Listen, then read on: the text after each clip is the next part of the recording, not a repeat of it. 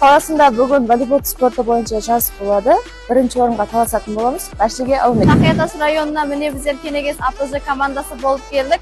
Бүгін 16-22 жас арасында волейбол болып жатыр. Бұлда бірінші орынды алып, ұтуға харекет етеміз. Бәріне ассалаумалейкум. Қазір Тақиятас районында волейболдан жарыс болып жатыр. Біздер Абат Макан атынан келдік. Бәршіңізге рахмет.